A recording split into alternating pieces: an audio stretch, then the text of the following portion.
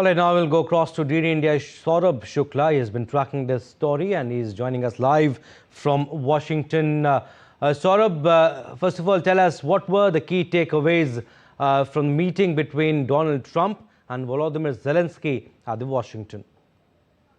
The biggest takeaway, if you ask me, Abhishek, was that the peace process has inched forward to ensure that there is finally an end to this war. Because what was happening earlier was, if you recall, the earlier meeting with the President Zelensky in the White House that President Trump had clearly was a disaster. This time, the body languages were very different. They were positive atmospherics, and I would say that there's a major step forward, so to say. What we expect, and this is what my sources are telling me, that today he was clearly told that US will ensure security guarantees for Ukraine without Ukraine joining the NATO. So there will be a NATO-like architecture where the allied countries, the European countries which are there, the coalition of willing, as the British Prime Minister was talking about, they will provide the security guarantee. US will provide the military hardware and to reassure Ukrainian people that Russia will not do act like this, what has happened in the war against Ukraine. So this was the broad outlook that they agreed on.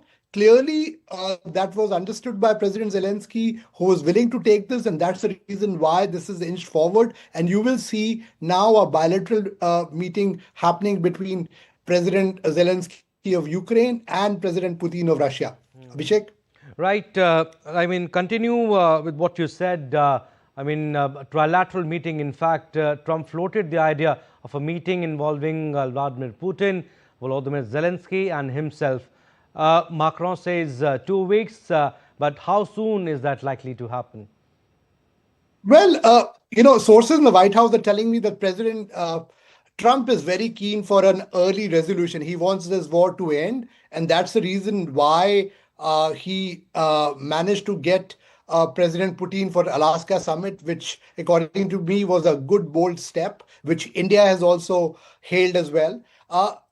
I get a sense that the first meeting will be between President Zelensky and President Putin.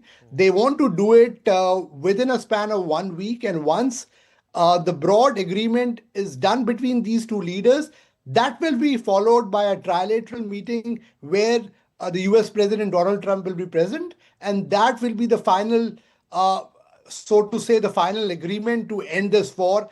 That is what the architecture or the template that is being spoken about. They are giving a timeline of around 7 to 10 days, but the earliest this happens, it will be a good development because so many people are dying in this war, and obviously the entire world wants the war to end. As you know, that Prime Minister Narendra Modi was one of the first world leaders to talk about that this is not the time for war. And obviously India, along with a lot of other countries, are stressing that this war should come to an end. And my hope is that in a span of around 7 to 10 days, there is a likelihood that this will happen post the bilateral and the trilateral summit. Abhishek. Saurabh, before we leave you, with so many European leaders also present at the meeting, what role did they play in nudging the talks forward, especially on the idea of a ceasefire?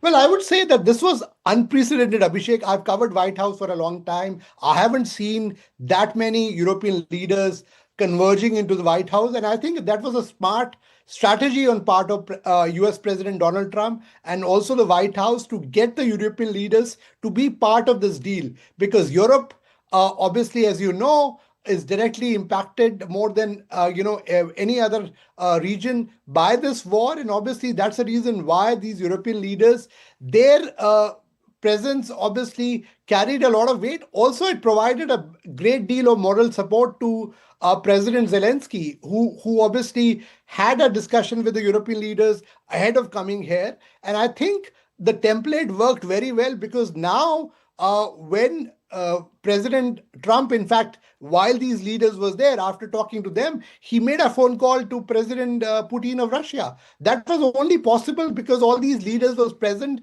at the White House, and that really I would say, expedited the entire issue. So I think it was a very strategic idea to have them on board, and they coming on board clearly provided an impetus to this. I would say with the peace moves or the peace initiative that has happened post these talks today in Washington D.C.